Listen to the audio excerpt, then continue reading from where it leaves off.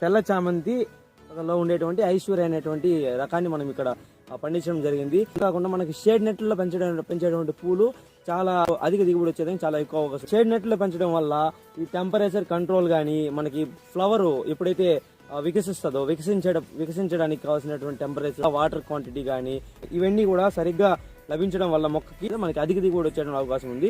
చామంతి అనేది చాలా రకరకాలుగా ఉంటది, కానీ ఇక్కడ మనం నారు అనేది మనకి 55,000 మొక్కల నుండి 60,000 మొక్కల వరకు నారు అనేది మనకు అవసరం అవుతుంది. 1 ఎకరా నేలకి 30 పొడవుకి అడ్డానికి 30 పెట్టి, అదే విధంగా 30 × 45 కూడా పెట్టుకోవచ్చు అన్నమాట. నాటుతాం కదా, అది ఆ బెడ్ ప్రిపరేషన్ అనేది వచ్చి మనకి 60 నుండి 70 వెడల్పు అనేది ఉండాలన్నమాట బెడ్.